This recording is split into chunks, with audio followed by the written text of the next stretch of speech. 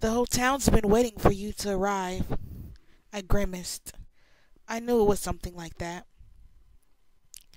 No, I persisted stupidly. I meant, why did you call me Bella? He seemed confused. Do you prefer Isabella? No, I like Bella, I said. But I think Charlie, my dad must call me Isabella behind my back. That's what everyone here seems to know me as. I tried to explain, feeling like an utter moron. Oh, he let it drop. I looked away awkwardly. Thankfully, Mr. Banner started class at that moment.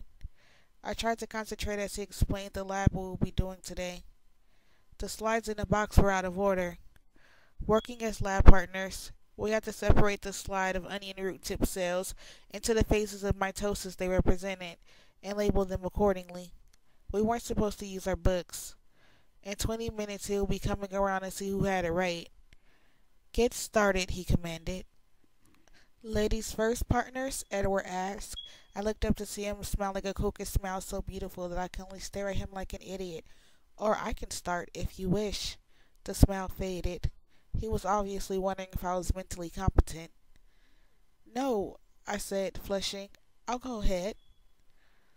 I was showing off just a little. I'd already done this lab, and I knew what I was looking for. It should be easy. I snapped the first slide into place under the microscope and adjusted it quickly to the 40 times objectives. I studied the slide briefly. My assessment was confident. Prophase. Do you mind if I look? He asked as I began to remove the slide. His hands caught mine and stopped me as he asked. His fingers were ice cold, like he'd been holding them in a snowdrift before class. But that wasn't why I jerked my hand away so quickly. When he touched me, it stung my hand as if an electric current had passed through us. I'm sorry, he muttered, pulling his hand back immediately. However, he continued to reach for the microscope.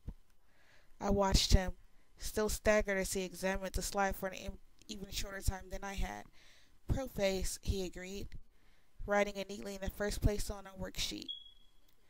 He quickly switched out of the first slide for the second, and then glanced at it cursorily.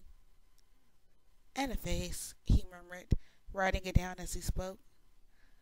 I kept my voice indifferent. May I? He smirked and pushed the microscope to me. I looked through the eyepiece eagerly, only to be disappointed. Dang it, he was right. Slide 3. I held out my hand without looking at him. He handed it to me. It seemed like he was being careful not to touch my skin again. I took the most fleeting look I could manage.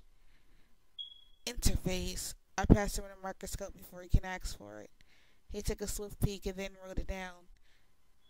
I wouldn't have written it while he looked, but his clear, elegant script intimidated me. I didn't want to spoil the page with my clumsy scrawl. We were finished before anyone else was close. I could see Mike and his partner comparing two slides again and again, and another group had their book open under the table, which left me with nothing to do but to try not to look at him, unsuccessfully.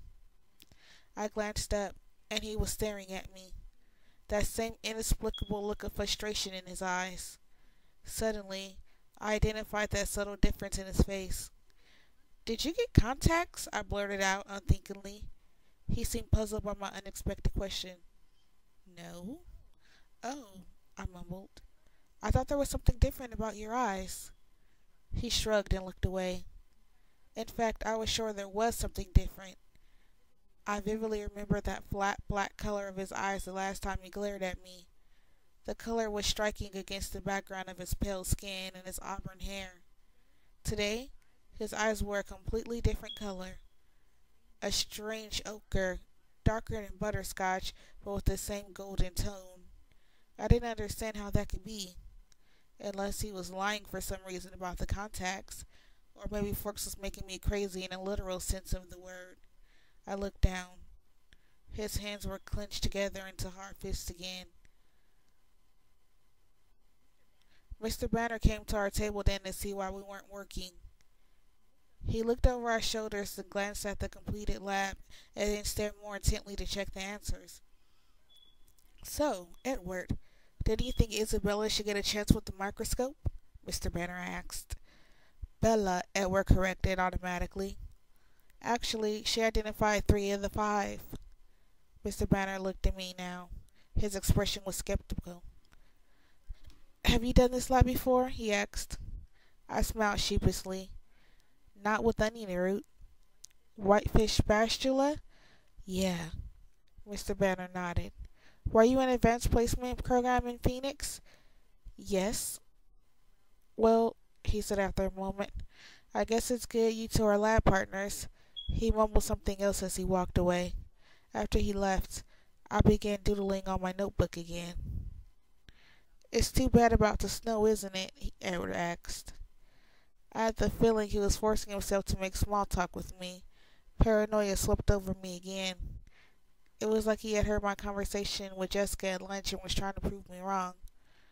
Not really, I answered honestly, instead of pretending to be normal like everyone else. I was still trying to dislodge a stupid feeling of suspicion, and I couldn't concentrate. You don't like the cold. It wasn't a question. Or the wet. Forks must be a difficult place for you to live, he mused. You have no idea, I muttered darkly. He looked fascinated by what I said. For some reason I couldn't imagine. His face was such a distraction that I tried not to look at it any more than courtesy absolutely demanded. Why did you come here, then? No one had asked me that. Not straight out like he did, demanding. It's complicated. I think I can keep up, he pressed. I paused for a long moment, and then made the mistake of meeting his gaze.